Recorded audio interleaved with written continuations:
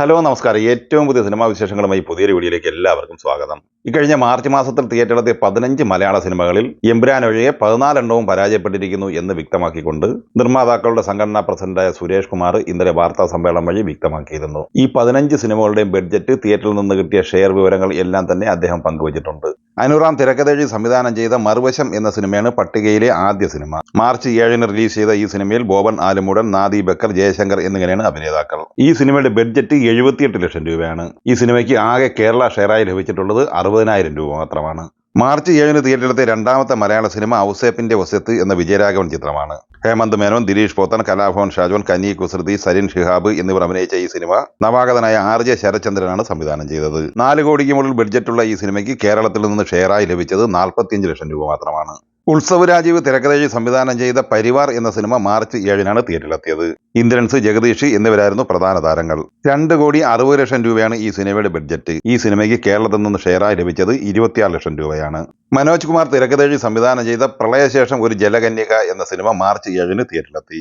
Gloria Shaji, Ranjith Lalitham എന്നിവരായിരുന്നു താരങ്ങൾ. ഈ സിനിമയുടെ ബഡ്ജറ്റ് 15 ലക്ഷം രൂപ മാത്രമാണ്. ഈ സിനിമ കേരള ഷെയറായി 64,000 രൂപ മാത്രമാണ് കളക്ട് ചെയ്തിട്ടുള്ളത്. സജീദിയെ സംവിധാനം ചെയ്ത് മാർച്ച് 7-ന് തിയേറ്ററിലെത്തിയ മറ്റൊരു മലയാള സിനിമ വടക്കൻ ആണ്. കിഷോർ, ശ്രുതി മേനോൻ, മെറിൻ ഫിലിപ്പ്, മീനാക്ഷി ഉണ്ണികൃഷ്ണൻ, മാല പാർവതി എന്നിങ്ങനെയാണ് താരങ്ങൾ. ചിത്രത്തിന്റെ ബഡ്ജറ്റ് 3,65,60,000 രൂപയാണ്. ചിത്രത്തിന് കേരള ഷെയറായി കിട്ടിയത് 20 ലക്ഷം രൂപയുമാണ്. SP ഉണ്ണികൃഷ്ണൻ സംവിധാനം ചെയ്ത് ലോണപ്പൻ കുട്ടനാട്, സജി സോമൻ, ദിവ്യ ശ്രീധർ എന്നിവർ അഭിനയിച്ച ആരണ്യം എന്ന സിനിമ മാർച്ച് 14-നാണ് തിയേറ്ററിലെത്തിയത്.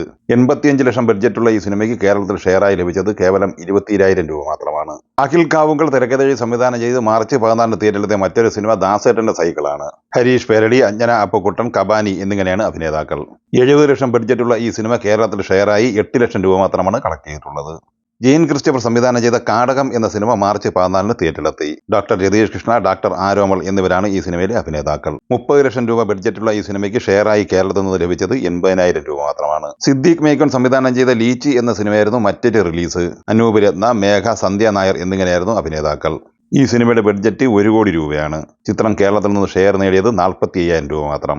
KS മുഹമ്മദ് തിരക്കഥെഴുതി സംവിധാനം ചെയ്ത രാക്ഷസി ദി ലേഡീസ് കില്ലർ എന്ന സിനിമ മാർച്ച് 14-ന് തിയേറ്ററിലെത്തി. പൃഥ്വി പട്ടേൽ, പ്രീതി ഗോസ്വാമി, കൈലാഷ് എന്നിവരാണ് ഈ സിനിമയിലെ പ്രധാന താരങ്ങൾ. 60 ലക്ഷം രൂപയായിരുന്നു ഈ സിനിമയുടെ ബഡ്ജറ്റ്. 4 ലക്ഷം രൂപ ഈ സിനിമയ്ക്ക് ഷെയറായി ലഭിച്ചിട്ടുമുണ്ട്.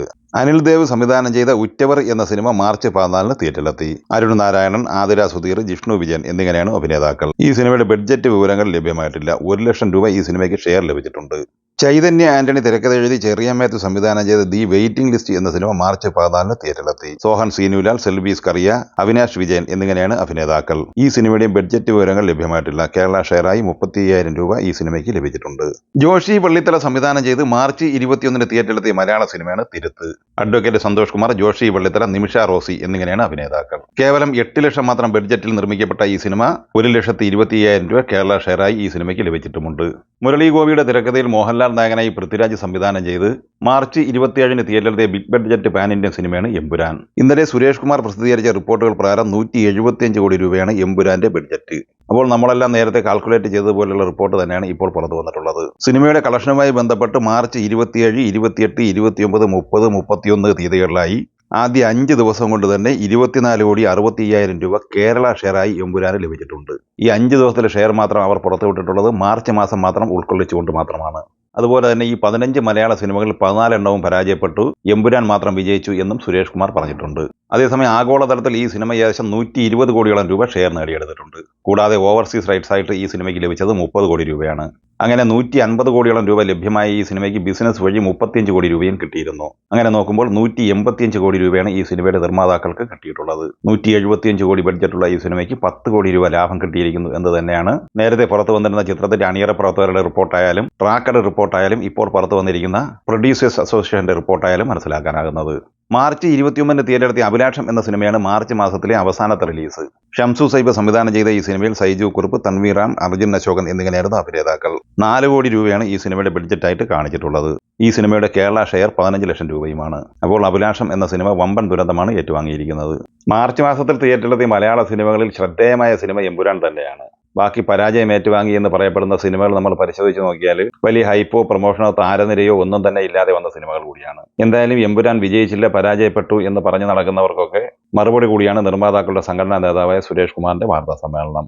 എന്തായാലും ഈ സിനിമകളെക്കുറിച്ചും വീഡിയോ സംബന്ധമായും നിങ്ങളുടെ അഭിപ്രായങ്ങൾ കമന്റായി പറയുക. വീഡിയോ ഇഷ്ടമായ ലൈക്ക് ചെയ്യുക. നമ്മുടെ ചാനൽ സബ്സ്ക്രൈബ് ചെയ്യുന്ന കാര്യം കൂടി പരിഗണിക്കുക. വീഡിയോയുടെ നോട്ടിഫിക്കേഷൻ ലഭിക്കാൻ ബെല്ലൈക്കൺ കൂടി എനേബിൾ ചെയ്യുക. പുതിയ മറ്റൊരു വീഡിയോയുമായി വീണ്ടും കാണാം. എല്ലാവർക്കും ഒരിക്കൽ കൂടി നന്ദി, നമസ്കാരം.